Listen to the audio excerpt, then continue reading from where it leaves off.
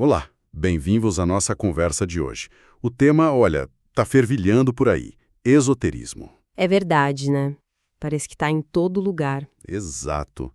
Nunca se viu tanto livro, curso, vídeo sobre iniciação, mistérios.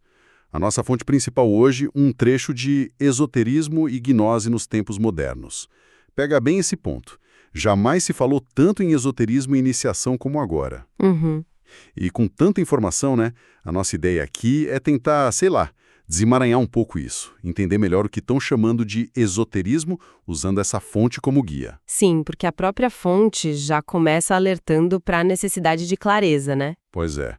Então, vamos nessa. Vamos explorar isso juntos. Vamos lá. E essa necessidade de clareza é o ponto de partida deles mesmo. O texto diz que o termo esoterismo vira meio que um guarda-chuva, sabe? Um guarda-chuva para quê? PNL com uma roupagem mais mística, coaching, até o que eles consideram caminhos iniciáticos mais, digamos, autênticos. Ah, entendi.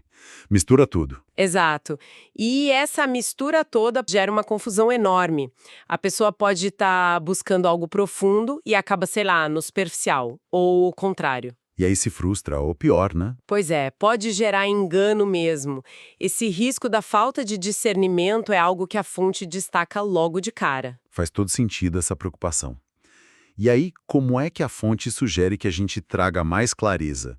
Que definição de esoterismo eles dão para começar a organizar as ideias? Então, eles se colocam a partir de uma perspectiva que chamam de gnóstica. Nessa visão, esoterismo seria sinônimo dos mistérios antigos, da ciência arcana, daqueles temas secretos ligados ao que eles chamam de legítima iniciação branca. Iniciação branca. O que seria isso no contexto deles? Parece ser um termo para um processo de desenvolvimento espiritual que eles veem como autêntico, alinhado a princípios mais elevados, sabe?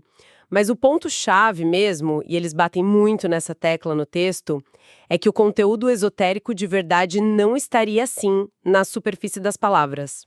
Não tá na superfície. Como assim? Quer dizer que não adianta só ler o texto. Exatamente. A ideia é que os textos realmente esotéricos, tipo escrituras antigas, mitos, textos de alquimia, são escritos em linguagem simbólica. A simbólica. Isso.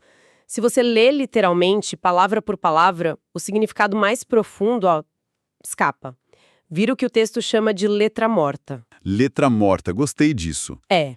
O intelecto sozinho não consegue decifrar, entende?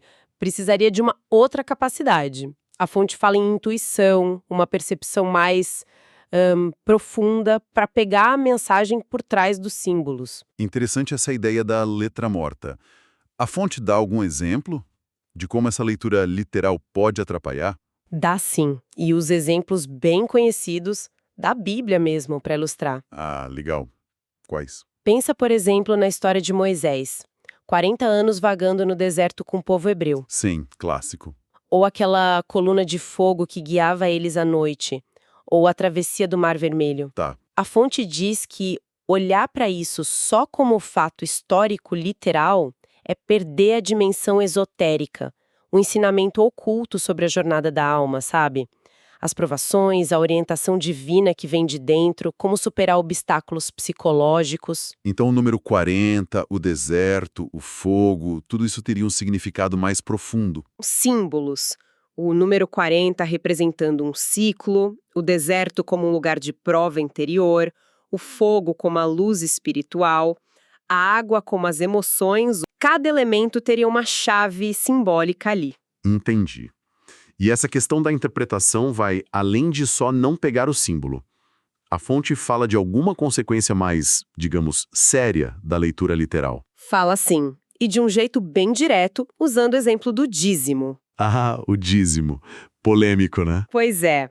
A fonte argumenta que o dízimo, lá na origem esotérica, teria um significado simbólico bem específico, talvez ligado a leis de causa e efeito, algo assim. E a interpretação literal? A interpretação literal, dar 10% do dinheiro, teria sido, na visão deles, distorcida e usada por algumas instituições para explorar a fé das pessoas financeiramente. Nossa, pesado. É um exemplo forte que eles usam para mostrar como a falta de compreensão simbólica pode levar não só a um entendimento raso, mas até a manipulações. Para pegar o sentido real, eles insistem. Não é o raciocínio lógico, é a intuição que abre a porta. Tá claro agora a importância do símbolo para eles. E sobre essa perspectiva gnóstica que você falou, eles explicam mais o que é gnose para eles? A gnose é apresentada como um conhecimento direto, sabe? Vivido, experiencial, sobre as verdades espirituais. Algo que se vive, não só que se acredita. Entendi, mais experiência do que crença. Exato. E eles fazem questão de dizer que se apresentam assim para serem transparentes sobre a linha deles, mas que respeitam todos os outros caminhos. Não estão dizendo que são os únicos, mas deixam claro de onde falam. Acho importante essa clareza de posicionamento. E como eles veem essa escola gnóstica deles dentro do cenário maior do esoterismo, especialmente aqui no Brasil? O texto reconhece que o campo esotérico brasileiro é imenso, né? Super diverso. Cita yoga, teosofia, Rosa Cruz, maçonaria, espiritismo, umbanda, candomblé, um monte de tradições convivendo. Sim, é muita coisa mesmo. Mas, junto com essa diversidade toda, a fonte aponta uma dificuldade real para quem está buscando. Achar lugares que eles considerem sérios e confiáveis, com instrutores realmente preparados. Isso é um ponto bem prático. Achar lugar sério no meio de tanta oferta. Exatamente, é um desafio que muita gente que busca relata essa dificuldade de discernir a qualidade e a profundidade. E além dessa dificuldade de achar lugares, eles comentam sobre a jornada da pessoa que busca, como ela navega nesse meio. Comentam, sim. Observam algo que é bem comum, a pessoa ir mudando de grupo, de escola ao longo do tempo. Tipo, pular de galho em galho. É mais que, conforme as perguntas da pessoa mudam, a compreensão avança, as necessidades espirituais evoluem. A pessoa sente que aquele grupo já não responde mais. Isso. E aí busca outro lugar. Eles parecem ver isso como parte natural do processo de busca, um reflexo da evolução interna de cada um. Ok. Então o cenário é esse. Muita informação, muitas escolas, dificuldade para achar lugar confiável, gente buscando e se movendo. E aí entra aquele ponto que você falou que parece central para eles. Pode explicar melhor essa diferença que eles fazem entre um esoterismo pop e o caminho iniciático gnóstico? Sim, aqui a gente chega no âmago da crítica deles. Eles traçam um contraste bem forte. De um lado, teria um tipo de esoterismo mais focado no intelecto. Tipo, Ler muito livro, acumular teoria, ir em palestra, discutir conceito. Sabe, aquele esoterismo de biblioteca? Ou, como você chamou, pop. tá. A fonte não diz que isso não serve para nada, mas argumenta que é fundamentalmente diferente do que eles chamam de esoterismo autenticamente iniciático gnóstico. E qual a diferença crucial? Formação não é quem recebe as iniciações, os graus espirituais, sabe? Não é o intelecto. Então quem recebe? A alma. Essas coisas pertenceriam a outra parte do ser humano, a alma. A alma? Uau! Isso é forte. Quer dizer que, para eles, todo o estudo, a teoria, não leva à iniciação espiritual. Não diretamente, segundo essa visão. O conhecimento intelectual pode ser útil, claro. Pode ser um mapa, indicar o caminho, inspirar. Mas não é a viagem em si. Exato. A viagem mesmo, a transformação real, receber as iniciações, aconteceria em outro nível. E a consequência lógica disso Qual seria? é que escolas ou caminhos focados só no desenvolvimento mental, só no intelecto, mesmo que sejam super sofisticados, Não seriam iniciáticos. o verdadeiro trabalho esotérico para eles seria outra coisa: forjar a alma. Forjar a alma, essa expressão é poderosa. Mas o que significa isso na prática? Eles definem o que é a alma e como ela pode ser forjada? Imagino que não seja algo físico, né? Exato, nada físico. Para explicar, eles usam uma visão bem tradicional, que a gente encontra em várias culturas. O ser humano visto em 3 partes: corpo físico, alma, ou psique, e espírito, a nossa essência divina, o íntimo. Corpo, alma e espírito. Clássico também. Sim, e aí fazem uma analogia bem direta. A gente sabe instintivamente que o corpo físico precisa de cuidado, certo? Claro, banho, comida, exercício, dormir. Higiene, alimentação, descanso, roupa, remédio. A gente cuida do corpo todo dia. Aí a fonte joga a pergunta: e a alma? Que cuidados ela recebe? Qual é a higiene da alma? Qual é o alimento dela? Que exercícios fortalecem a alma? Nossa, essa analogia coloca a questão de um jeito bem claro. Se a gente negligencia a alma como negligencia o corpo, ela fica doente, desnutrida. Exato. E qual seria a principal doença da alma? O que impede esse desenvolvimento? Eles apontam para algo que é quase um consenso nas tradições espirituais, né? O problema central é a nossa natureza autocentrada. O egoísmo, o orgulho, a vaidade, a cobiça, a inveja, a raiva. O que algumas religiões chamam de pecado. Isso.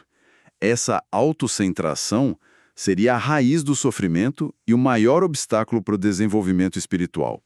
E segundo o texto, todas as religiões, na sua essência mais profunda, esotérica, ofereceriam ensinamentos para a gente transcender essa natureza egóica e se conectar com algo maior. Deus, o espírito, a alma. Entendi. Se o problema é o egoísmo e a meta é forjar a alma, que ferramentas ou práticas eles sugerem para fazer esse trabalho?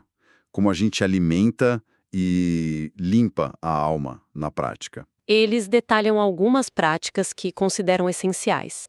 E começam com algo que soa quase como uma puxada de orelha no próprio meio esotérico, talvez até no gnóstico. Como assim? A distância enorme que às vezes existe entre o que se fala e o que se faz. Dizem que muitos falam bonito sobre os ensinamentos, leem, discutem, mas poucos realmente se esforçam para viver aquilo no dia a dia. A velha questão da teoria versus prática. Exatamente. A prática seria o fator decisivo e muitas vezes é o que fica esquecido. Isso é um ponto bom. É difícil mesmo colocar em prática. Mas que práticas específicas eles recomendam, além dessa necessidade geral de praticar? Uma prática fundamental eles resumem numa expressão: conduta reta. Conduta reta. O que é isso? O texto explica usando a famosa regra de ouro, né? Aquela atribuída a Jesus, mas que aparece em várias culturas. Fazer aos outros aquilo que gostaríamos que fizessem a nós. Assim, tratar os outros como queremos ser tratados. Isso. Apresentam isso como uma base ética indispensável. Não é algo só da gnose, é universal. Sem essa base de respeito, de consideração pelo outro, as práticas mais místicas, digamos assim, não teriam um chão firme, sabe? Ok. Conduta reta como base. E além dessa ética com os outros, tem práticas mais internas, para alimentar a alma mesmo. Tem sim, a fonte fala muito da necessidade de alimentar a alma diariamente, com disciplinas místicas e esotéricas. Que tipo de disciplina? Mencionam especificamente a meditação. Para acalmar a mente, buscar contato interior. Exato. As orações, como um diálogo com o divino, o uso de mantras. Aquelas palavras ou sons de poder. Isso para concentrar a mente, invocar certas energias, cantos devocionais que trabalham mais a emoção superior, e os pranayamas. Exercícios de respiração do yoga, né? Para controlar a energia vital. Exatamente. Essas práticas seriam o alimento e o exercício para a alma, o cuidado diário. Meditação, oração, mantras, pranayamas são práticas conhecidas, né? Em várias tradições. Eles mencionam mais alguma prática que seja bem específica da gnose deles? Mencionam de passagem uma outra que consideram super importante: a autoobservação psicológica. Autoobservação. O que seria? Seria a capacidade de olhar para dentro, observar os próprios pensamentos, emoções, impulsos, na hora em que acontecem, sem julgar, mas para entender como o egoísmo age dentro da gente. Ah, interessante. Um tipo de autoconhecimento na prática. Isso. Mas o texto só diz que é um tema mais complexo e que ficaria para outra hora. Não aprofunda aqui.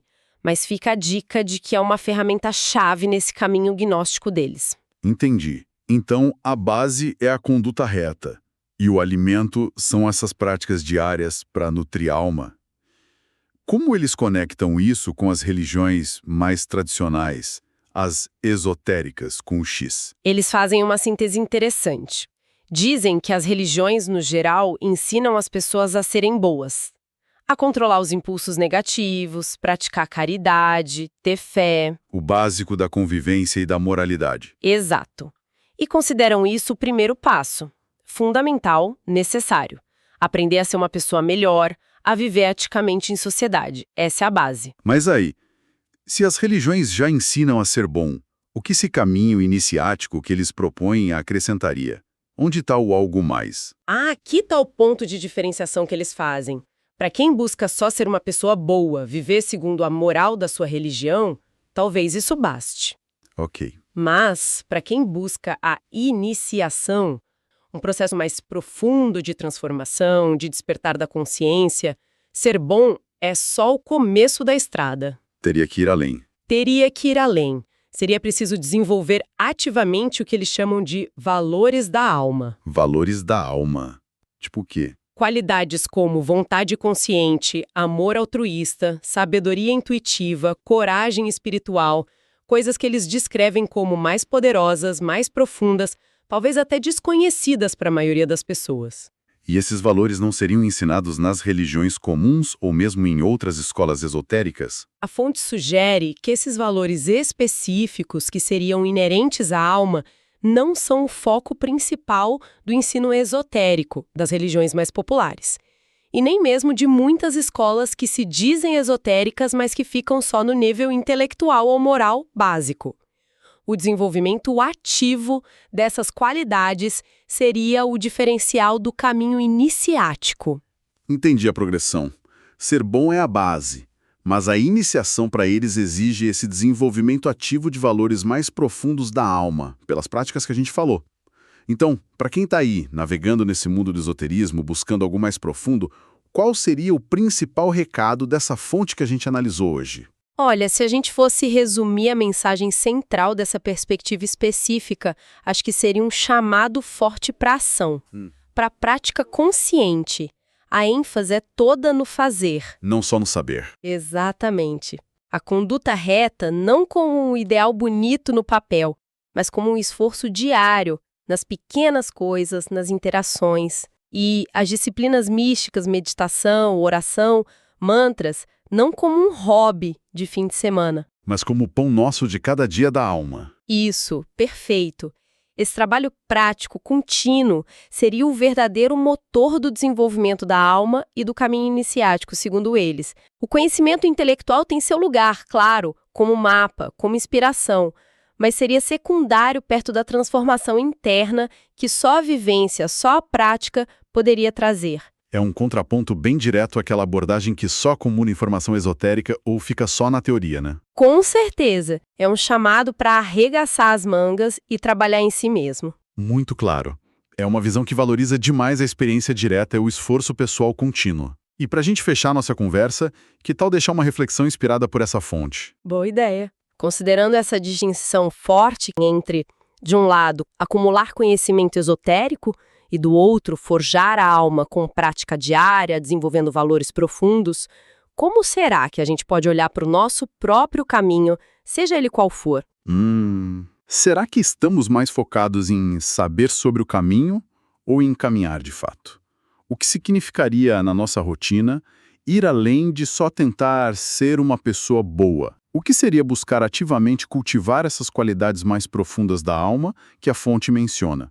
Vontade consciente, amor altruísta, sabedoria intuitiva. É uma ótima provocação para a gente pensar, né? Onde está o nosso foco real no dia a dia? Fica aí a reflexão para todos nós.